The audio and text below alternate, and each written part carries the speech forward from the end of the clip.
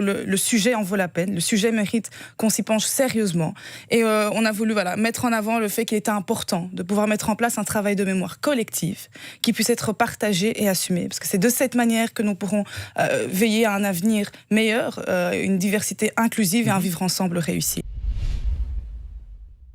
Alors, vous êtes une jeune députée bruxelloise, 26 ans, élue au CDH. Vous représentez cette nouvelle génération politique belge d'origine congolaise, vous le dites dans votre présentation. Vous portez fièrement cette double culture et c'est pour vous une chance et une richesse. Alors, ce matin, à chaud, je vous demande votre réaction. Vous avez vu, comme nous, les unes de la presse ce matin, le roi Philippe qui émet des regrets. Alors, ces regrets, pour vous, ils arrivent à point nommé ? Oui, on arrive à un momentum ici avec le 60e anniversaire de l'indépendance du Congo. Donc c'est un bon pas. C'est un bon pas, ça montre que la Belgique est prête à assumer son passé colonial. Et je trouve vraiment que c'est quelque chose qu'il faut saluer. Alors, ce ne sont pas des excuses, mais je trouve qu'il ne faut pas anticiper avec les travaux de la commission parlementaire qui vont arriver. Mais voilà, c'est un bon signal.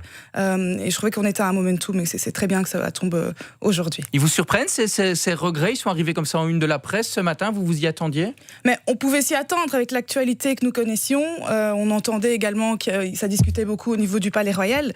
Donc, une surprise, non. Enfin, je trouve que ça aurait eu du sens. C'était logique qu'on puisse sortir aujourd'hui avec des mots du roi. Alors, c'est dit dans la presse, vous venez de le dire aussi, ce sont des regrets, pas des excuses. Vous trouvez que les choses vont dans l'ordre, il ne faut pas aller trop vite? Mais c'est qu'à partir du moment où on a annoncé qu'on allait faire un travail au sein des parlements, il ne faut pas anticiper. On va certainement, à mon sens, se diriger vers des excuses à l'issue des travaux parlementaires. Certainement, vous le dites? À mon sens, ce serait logique. Mais pour que ces excuses aient du sens, il faut qu'elles soient sincères, dans le sens qu'il ne faut pas qu'on le fasse parce qu'on s'en sent obligé, qu'elles soient éclairées, dans le sens il faut comprendre, définir les responsabilités et qu'elles puissent être éclairantes pour l'avenir en ce qu'elles puissent programmer un changement de comportement et de mentalité. Alors, on va revenir avec une petite vidéo que vous aviez diffusée avec plusieurs parlementaires CDH. Je vous propose d'écouter quelques extraits. Nous nous sommes tus pendant que d'autres se confrontaient. Il est temps maintenant d'apaiser les esprits. Nous avons un passé commun. Chaque jour, nous travaillons ensemble. Nous avons surtout un avenir commun. Nous nous sommes tus maintenant, il est temps de parler. Il faut dire quoi maintenant? Mais il y avait une cacophonie, faut pouvoir le dire, une sorte aussi d'instrumentalisation politique, malheureusement, par rapport à l'actualité. Et on voulait prendre un peu de hauteur. Instrumentalisation politique?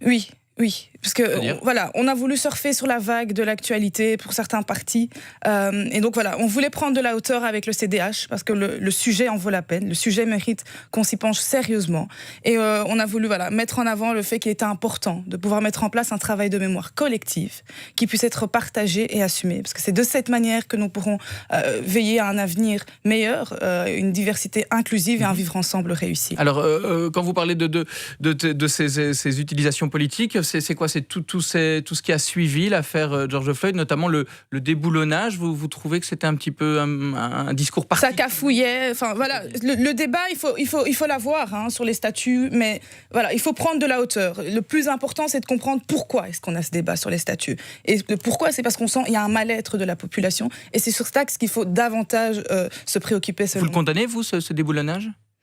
Écoutez, il y a des villes qui ont décidé de le déboulonner, d'autres qui ont décidé de le garder. Je pense que chacun a son autonomie. Ce qui est important, oui, les actes, il faut les condamner. Les actes sont condamnables. Ce qu'il faut faire, c'est comprendre pourquoi est-ce qu'on a ces actes de vandalisme aujourd'hui. C'est sur ça qu'il faut se focaliser. Et sans ces actes de vandalisme, vous croyez que le dialogue était possible, ou est-ce qu'il a permis un dialogue? Est-ce qu'il fallait passer par là obligatoirement?